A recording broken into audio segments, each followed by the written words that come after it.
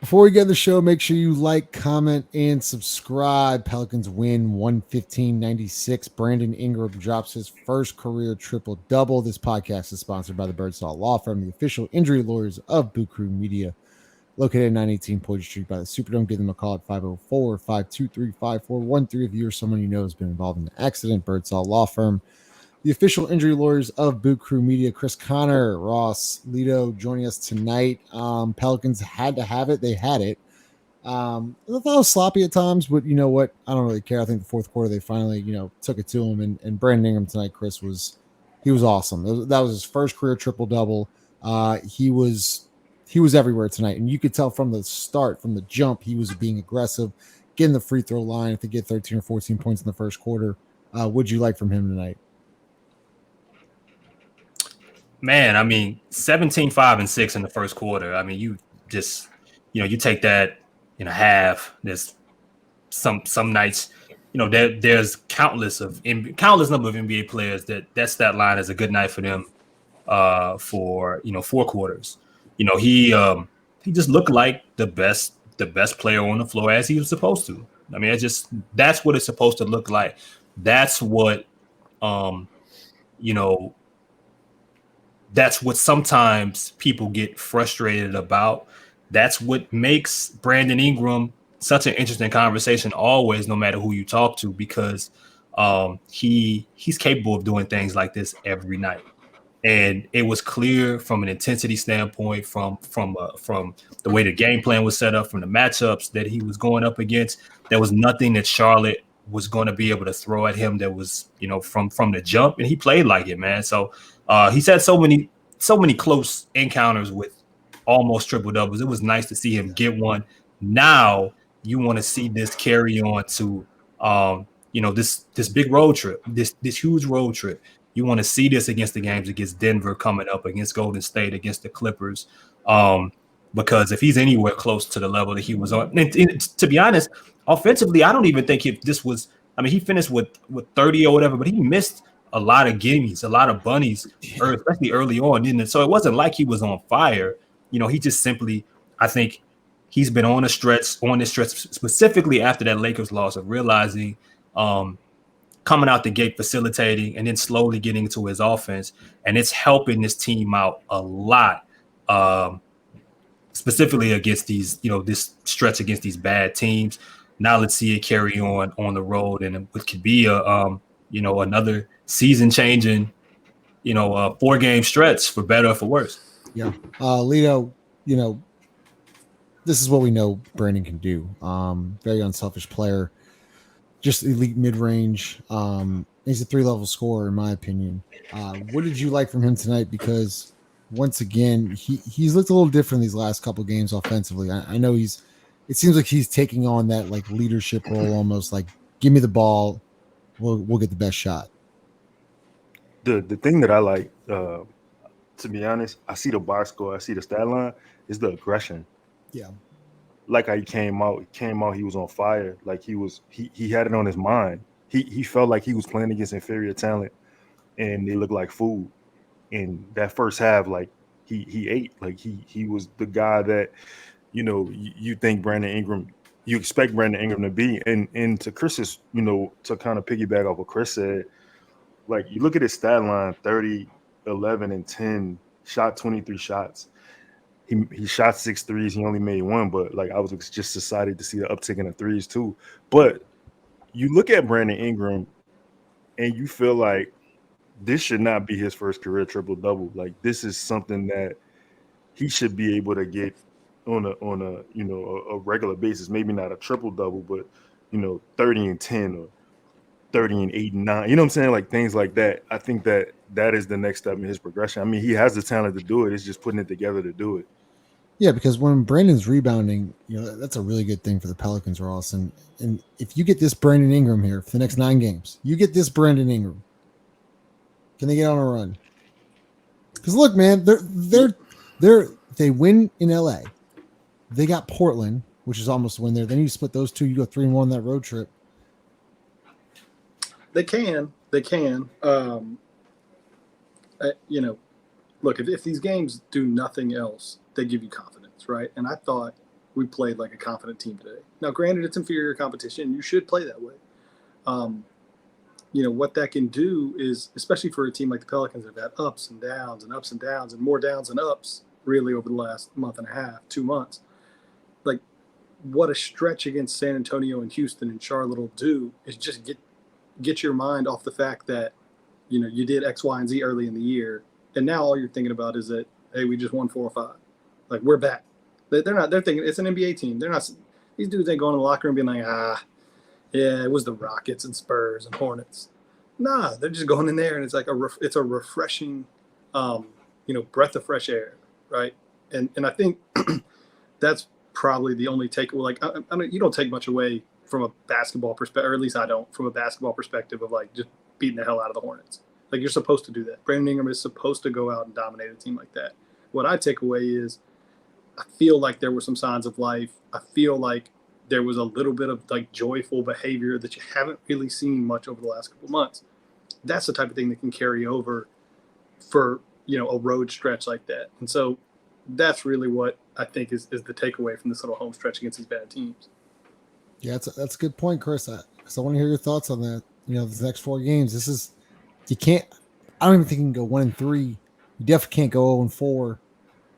I think 2-2 is fine. 3-1's elite. 4-0's, I don't think you get 4-0, but 3-1, I'd take 3-1. Yeah, I mean, to Ross's point, like, the confidence contract doesn't care who signs it, man. Like, it doesn't matter if you beat up on a bunch of bad teams to get your mind in a different place. That's why they tell you, if you hoop when your jump isn't falling and you can't get anything going, get a layup. A simple layup, can change the trajectory of your next few possessions. And these games, sure, they should have won that Houston game. The first Houston game, they should be on a 4-game winning streak right now. But okay, you didn't. Now you're 3 in a row on the road in a critical part of your season. You're playing a Clippers team without Paul George again. It's Kawhi's out here, but no Paul George. They're about to go through a whole different new situation, trying to find themselves playing the Thunder again tonight. Mm-hmm. No, you win that game, then it's 4 in a row. And then you got Portland. BI just dropped 40, on Portland. A couple weeks back or so. You're looking at a 5-game winning streak. Look, man, I mean, mentally, when this team was winning, when they won winning streaks earlier in the year, there was a bunch of different individuals that were playing above means, and a lot of times it's just, man, positive momentum. It's the swings of the season, and when they lost 10 straight and they went through certain periods, it's the same thing. It's regression, it's ups and downs, it's a roller coaster. But these things, some of these, the process, the continuing to make Jonas Valanciunas and a consistent option in your offense and keeping his motor going, keeping his energy and activity up. Those things carry, even if it's not going to bring you the results you want every night, 17 and 15, whatever he finished with tonight. You carry those things on, that adjustment late in the year. Maybe you end up splitting this road trip, or you end up 3-1. They go 3-1 or something like that. Dog, they might be in the 5th seed in this West for all we know right now. That's how crazy it is. It's that bad right now. Yeah. Listen, Chris, I'm glad you brought up Jonas Valanciunas, because he, look at the box score tonight. Leo had 20 and 19. And once again, they played the Rockets, the Spurs, the Hornets, but they've made an effort now to get JV involved early and often. And I know sometimes he doesn't pass out of a double team, but when you get the ball into him, Lito, and you go inside out, and AD said it on the broadcast tonight, it's not necessarily he has to shoot. He just has to touch the ball. It's just an involvement. Basketball is about inclusion. You gotta life is about inclusion. So if you're on the floor with your guys and you running up and down the court, you playing defense on one and you getting the rebound, and then on the other side, you don't get a chance to even touch the ball to make a pass to maybe it loses. Everything you do loses rhythm. It loses energy. Your picks you're not picking the same. You're not giving the extra effort for that rebound. You know what I'm saying? You're not hedging your heart on that screen. So it just affects everything. It's cyclical. And tonight, the thing that I like, you asked me what I liked about Brandon. is something we talked about last pod, the JV Brandon pick and roll, where Brandon really takes his time on a pick. And if it's not how he wants it, he'll have him reset it. And he gets the best position in that pick and roll. And the thing is, when regardless of whoever is the ball handler in the pick and roll with Jonas, is once Jonas sets the screen and he rolls, he's able to get inside position on his man. So 88% of the time he's getting a rebound. So it's not really a bad shot, who's ever shooting it, because he can just clean it up. So, shout out to the coaching staff for, seeing that and following through with it now for 3 games in a row. Right. And that's the big point, right, Ross, and Toledo's point, and even Chris's point. Can they play this way against a good team, the Clippers, the Warriors at home, the Nuggets? Can they play like with this style and this type of Brandon Ingram and CJ McCollum and beat these teams? Well, we're going to find out. Yeah, we are. The competition steps up, right? And you go on the road. Look, even when we were not playing well, like we've been a pretty good home team this year. So, like I said, you're supposed to win these games. I'm really curious to see the next one. That feels like the Kickstarter, or I said this a couple days ago, or the death nail. If you can go and beat the Clippers, I think it changes. It gets you back into a spot where, like Chris said, like that's a snowball for me, because now you've won 4 straight, and then you just went on the road, and now you got a team against Portland that you have some you're comfortable there. That's the big one. In terms of the way we've played, I just want to read you just one thing real quick. Since the start of, we've talked about a lot of players, but since the start of the month, Trey Murphy, 10, 9, 9, 5, 7, 14, 7, 10, 10, 9, 8. That's his 3-pointers attempted per game. So you do the math on that. It's like about 10 a game. And he's shooting. Efficiency hasn't fallen off at all. Like he's taken a step, I'm calling it a step, but I would probably even go further than that and call it a jump. In terms of just his confidence, the way he's playing, the style of shot he's taking now, the comfortability that he's taking those shots, like that opens things up for everyone else so much. Opens it up for JV to play one-on-one down there when he's got a better matchup. It opens up Brandon's side of the floor in pick and rolls or in isolation. He's turning into a little bit of a game changer, in the sense of, like, you got to know where he's at all the time, every possession, no matter what. So kudos to him. I've really enjoyed watching him play over the last month. Chris, I know you want to get in there, and then we'll let Lito go. I guess we could say. Yeah. Nah, man. I mean, Trey's been phenomenal, man. I think that the defense, especially in movement, off ball, has been better. Closeouts. I think that the team, it seems as if, when Jonas is out there, it allows Herb, it allows Trey, to kind of get out and transition and not have to worry about picking up the board. But I think just across the page, man, I mean, even off pump fakes, getting to the rim, his activity there, we saw, a baseline reverse and one. He attempted a step back 3 at one point, but Lito mentioned it earlier about inclusion. When the ball is moving, and your players, when your staff is putting you in a position to shoot these shots consistently, and you're not getting taken out for every little mistake, or you're the best shooter on the team, but you're not closing the game for a certain reason, or like when you're being put in positions to feel like you're one of the most important parts on the team, and you get those opportunities. I mean, look, man, talented people, they show up, and it allows those guys to flourish. And I think we've made a lot out of the shots that we want Trey to take, but I think the team, his teammates, and the staff, seemingly post All-Star break, once he's been back into the starting lineup, have made it a thing, have made it a point of emphasis to make sure he's involved, whether he goes, 2 for 13 or, he's, 5 for 10, whatever it is, he's getting those shots up, he's getting those opportunities, and it's coming with him shooting. And, you're going to have to, like last year, there were plays in which he attempted or layups that he attempted at the rim. Right now, around this time, he was resetting the offense. He was pump faking and passing out. It's a good mixture of them putting him in the spots and him taking advantage of it. And I think we all felt like he could do it. It's good to see it. Yeah, and to quote Lito from last podcast, look people off and pull that bitch.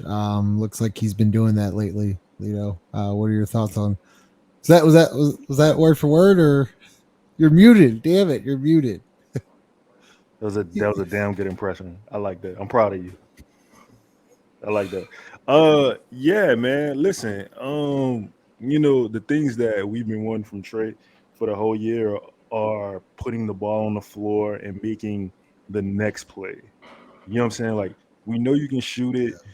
We know you can shoot it off the catch, off the bounce or whatever. But like after, like if your defender, takes your airspace away, then what? Like, what do you do, right?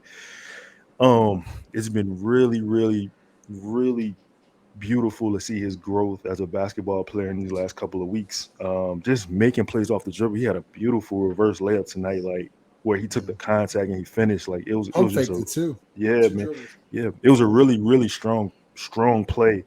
I think, and I want Trey to keep this in mind. Like I know he's drafted a shooter, and I know like everybody raves about his shooting, but like, man, I really think I feel like he has uncapped potential and he can become whatever he wants to become. He can be how good he however he wants to be, right? And if you have Brandon playing like that and Trey being that type of aggressive, and even CJ was like really controlled tonight, so to speak, yes. in his game.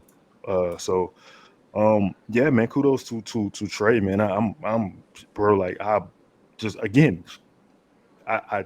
gave the coaching staff shit when they weren't giving him minutes and they weren't putting him in positions to do certain things. So I gotta show him love that they are putting him in those positions now. Yeah, 100%. Close it up here, but another guy we got to talk about, wanted to mention, is Najee Marshall. I thought he was great tonight, 6'10". He really brought a lot of energy. He's like, it's like he's controlled out of control, if you know what I mean. Like he knows where he's going. It looks like it's out of control. He flails around. Control. Yeah, he's an energy magnet. He really, like him and Jose, man. I think we really underestimate how much we miss Jose and his energy. And Ross, I thought Najee brought that tonight. He was important in this game. He really was. Yeah, I mean, we said it last time that I thought the team was missing Jose's energy at certain times, and it felt like Najee either got tired or his role changed maybe a little bit for a while there. But yeah, he played well tonight. I mean, and he's the type of guy too. It's like when he gets it going just a little bit, confidence gets really, really high. He starts affecting hits the game corner threes. Starts affecting the game on the defensive end. He starts picking up offensive rebound. Like he's just the type of guy that like he really needs his first shot to go in because it's going to just change everything about his demeanor and the way he plays. And that's, like I said, that's the type of thing you that at least I take away from beating up on bad teams. This guy's like Najee Marshall, get right. Yeah. That's a really good point. Yeah, that's real. Yeah. One thing, the one thing that I think, I don't want to fly under the radar is that like Pelicans missed one free throw tonight. I think Brandon went 9-9 from the free throw line. Well, how many attempts did we have? 14 for 15. Yeah. How many threes we get up? We shot I think we shot 15. Hold on. I think we shot 15 threes. No, I'm sorry. 34 threes. We made 11. So that means that Brandon is 19 of 19 the past two games from the free throw line. If he went 9 from 9, he went 10 for 10 against San Antonio. The attempts are what's important for me there. Yes. If he's shooting 9.5, 10 free throws a game, we're probably winning those games. Now, can he get him on the road? Yeah, it's crazy how he's differently officiated than others. It's obnoxious. It's because he doesn't flop. That's another. We got.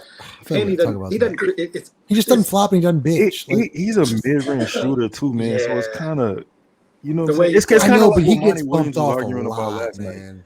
He gets But- bumped a lot. Yeah, Go ahead, I don't. No, he's poorly officiated, but a lot of it is the style, and he's just not a guy that he's never creating a lot of separation. So it's because he's so tall, and a lot of his buckets are little 10-footers. He's just shooting over the top of guys or step backs or whatever.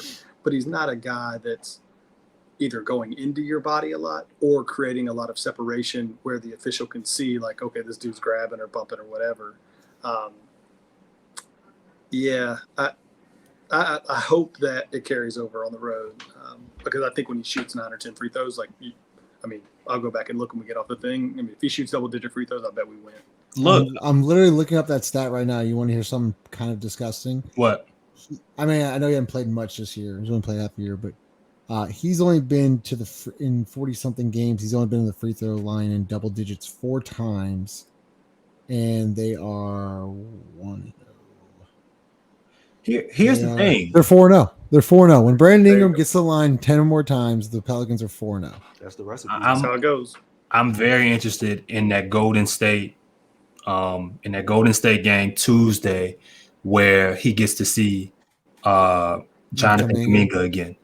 A dude that was able. They got really physical with him, got him. Maybe took advantage of the fact that fouls weren't being called, and just played really good defense down the stretch and limiting BI's airspace. The Clippers game, we know, will be interesting from some perspective, but the Golden State game, for a lot of reasons, is the one I have circled because I want to see what BI shows up in that game, getting a chance to go against that individual again. Does he take it personal? And then we looking at a situation where he shows up similar to how he's been showing up as of late, kind of from an individual standpoint, the whole month of February. I mean, a great month. If we're talking about what he was able to put out statistically, triple double, we got a 40 ball. Yeah. Can I say one more stat? I'm sorry, but even like less. So if he gets to the line 9 or more times, the Pelicans are 6-0. I mean, I don't find that hard to believe, though. You know what I'm saying? Like, if your best player or the best player on the floor is getting to the line, that means that's good. That means that's good things for your team. Like, and look at Austin Reeves. Yeah. Yo. It's a net effect of all that too, right? Because not only is your best player getting to the line, he's probably making the free throws. Yep. He's probably being guarded by the other team's best defender or one of their better players that is The Thunder. probably in foul trouble. It's like a whole. It's the net of, like, if your best player is getting fouls called, like, you're probably winning that game because it's not just a foul. Like, that guy's got to come off after he gets 2 if it's in the first quarter. Like, just a million different situations where it makes a huge difference. That's why it's frustrating sometimes when it's like, yeah, he's getting. It'd be nice to pick up some of those ticky-tack fouls early in the game. Well, here we go. Most important stretch of the year. We go Clippers, Portland, then we go Golden State, then end up in Denver. Pelicans, right, Chris? Where are they currently standing right now, Chris? Right now in the West, they are tied with Dallas and the Lakers for, I guess ninth spot. I don't know how they're both. Yeah, they're all tied right now at 36 and 37, but I don't know how the 3-way tiebreaker works again, like with those 3 specifically. But yeah, I know we're down with the Lakers, but I think we might be over the Mavs. And if OKC loses tonight, there's 4 of us. Then it's a 4-way. Yeah. Then it's a 4-way. And then you're like a game out of like, I think then you're like a game out of like 6 or a game and a half out of 6. It's 4-way. That's a real party. But man, this thing ain't over. It ain't over. And Zion got cleared to do basketball activities. Look, I'll say this, just for me personally, like, it would feel really nice to see us back at 500. Like, it would just be a mental hurdle for me personally, just to be like the way I feel about the season. I would just feel better if we go beat the Clippers. I'm like, hey, look at that. They beat the Clippers. Okay. They beat the Clippers. We'll all be genuinely excited again. Yeah. Oh yeah, we're talking top 6 seed. and we'll get plane tickets, and we'll talk about 6 seeds, and we'll talk about we'll talk about getting out the first round, and we'll talk. I mean, it's the rusty nail. Can we upset the 3 seed? Oh, absolutely. Because Zion comes back to start the playoffs. Yeah. It's gonna be, they want ramp up time, 15 minutes. It's gonna be amazing. Download the DraftKings Sportsbook app now and sign up with code BOOT. New customers can bet just $5 and get $200 in bonus bets instantly. Win or lose by betting March Madness. You can pick any team. Use code BOOT. New customers bet $5. You automatically get $200. Win or lose with the DraftKings Sportsbook app, the official sports betting partner of Boot Krewe Media. Lido, Chris, and Ross. We'll see y'all. Wait. Let me give some optimism before we go. Okay. Before we leave, right? So I'm looking at the last week of the schedule, right? You have some teams in there that may have clinched their spots. They have nothing to play for, and they may be easy victories, right? So, like, let's say you win this Clippers game, you win the Trailblazers game, say you fall into the Warriors, the Nuggets really got nothing to play for. You play the Clippers again, the Kings are clinched, the Grizz are straight, the Knicks are straight, the Timberwolves may have clinched their spot. Like, I'm just saying. Optimistic Lido. Like, comment, subscribe. We'll see y'all maybe Saturday night, but definitely Sunday night. Later.